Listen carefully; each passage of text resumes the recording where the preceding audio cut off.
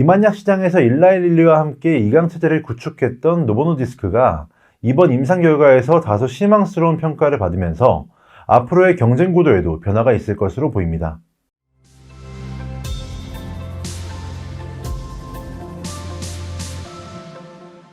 안녕하세요. 유진투자증권 구독자 여러분, 챔피언스 라운지 금융센터 김민기 PB입니다. 2025년에는 이 영상을 보시는 분들 모두 좋은 일만 가득하시고 가정에 행복만 함께 하시길 진심으로 바라겠습니다.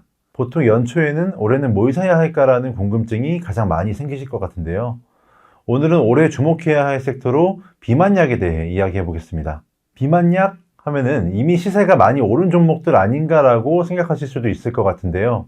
하지만 최근에 꽤 큰 조정을 받았습니다. 그렇다면 이렇게 조정을 받았을 때 왜 주목해야 할까요? 일단 작년 12월 20일 노보노디스크가 신규 기대 파이프라인이었던 카그리세마의 임상 3상 결과를 발표했는데요. 카그리세마란 노보노디스크가 개발한 아밀린 계열의 신규 비만약입니다. 비만약에 관심이 있으셨던 분들은 대부분 GLP-1 계열의 약품을 떠올리실 텐데요.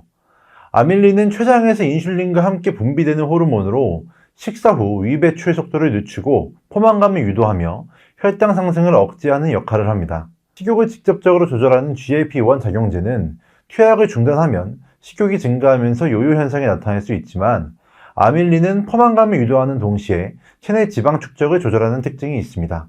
특히 지방세포와의 상호작용으로 체내 지방 축적에 영향을 미치는 신호 전달 경로에 변화를 주기 때문에 투약을 중단해도 장기간 체중 감량 효과를 유지할 수 있다는 점에서 새로운 가능성을 제시하고 있는 만큼 주목해 볼 만합니다. 그런데 이러한 아밀린이 사용된 카그리세마의 임상 결과가 과연 어땠길래 시장에서 강한 실망의 반응을 보였을까요? 노보노디스크는 카그리세마의 체중 감량 효과가 최소 25%에 이를 것이라고 공언해 왔습니다. 그러나 실제로 공개된 임상 결과에서는 22.7%의 감량 효과가 나타났습니다. 사실 22.7%라는 수치도 상당히 유의미한 결과지만 문제는 경영진이 25% 이상의 감량 효과를 거듭 강조하며 투자자들에게 강한 기대감을 심어주었기 때문입니다. 그로 인해 예상치에 미치지 못한 결과가 나오자 시장에서는 실망감과 함께 부정적인 분위기가 형성되었습니다.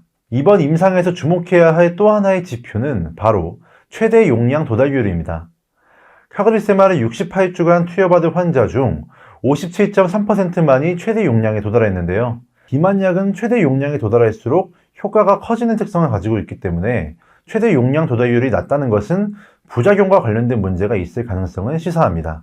이에 대해 노보노디스크 개발부문 부사장도 이를 인정하며 개선하겠다고 밝히기도 했습니다. 비만약 시장에서 일라이릴리와 함께 이강체제를 구축했던 노보노디스크가 이번 임상 결과에서 다소 실망스러운 평가를 받으면서 앞으로의 경쟁 구도에도 변화가 있을 것으로 보입니다.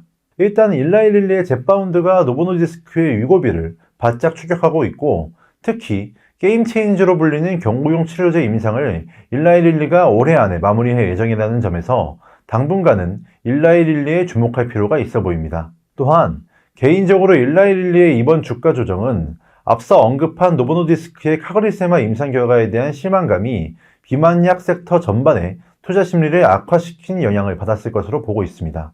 한편 트럼프 2기 보건복지부 지명자인 로버트 F. 케네디 주니어의 영향도 무시할 수 없을 것 같은데요.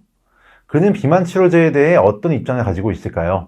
작년 12월 12일 인터뷰에 따르면 로버트 F. 케네디 주니어는 비만이 되지 않도록 해야 한다는 말과 함께 GLP-1 약물이 그 대안이 될 수 있을 것이라고 밝혔는데요.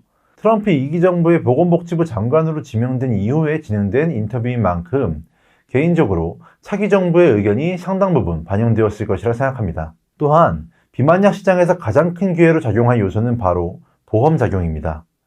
이와 관련해 주목해야 할 부분은 미국 보험 시장 전반을 관리하는 차기 정부의 미국 보험청 CMS의 수장인데요. 바이든 행정부는 작년 11월 메디케어 보험 가입자들을 대상으로 비만 치료제에 보험을 적용하는 방안을 제안했고 백악관은 이 규정이 메디케이드 보험 가입자에게도 확대 적용될 것이라고 밝혔습니다. 이에 따라 메디케어 가입자 340만 명과 메디케이드 가입자 400만 명이 GLP-1 약물을 보험 혜택으로 이용할 수 있게 될 것으로 보이는데요. 다만 이 제안이 실행되기 위해서는 트럼프 행정부의 최종 승인이 필요하고 만약 트럼프 행정부가 이를 수용한다면 해당 규정은 2026년부터 시행될 가능성이 있습니다. 그렇다면 이번 미국 보험청 수장으로 지목된 메흐멧 오즈 박사의 성향에 따라 보험 적용 여부를 전망해 볼 수 있을 것 같은데요. 그는 기본적으로 비만 치료제의 호의적인 입장을 가지고 있는 것으로 알려져 있습니다. 뿐만 아니라 그는 세계 최대 건강기능식품 업체 중 하나인 아이허브의 고문으로 활동하며 직접 GLP-1을 지원하는 식품을 판매한 경험이 있을 만큼 이해관계가 얽혀있는 인물로 자연스럽게 건강보험 적용에 대한 기대감이 높아질 수밖에 없는 상황입니다. 비만 자체가 질병으로 인정받게 되고 보험 적용이 실제로 이루어진다면 시장은 지금보다 더 빠른 속도로 더 크게 개화할 것이라고 저는 보고 있습니다. 대외적인 요인으로 인해 주가가 조정을 받았지만 경구용 치료제와 보험 적용 등 시장의 판도를 바꿀 만한 이슈들이 여전히 남아있는 상황입니다. 이런 점을 고려할 때 1라일릴리의 지금과 같은 조정 구간은 오히려 매수 기회가 아닐까 개인적으로 생각합니다. 오늘 준비한 내용 여기까지입니다. 다음에는 더욱 유익하고 알찬 내용으로 찾아뵙겠습니다. 감사합니다.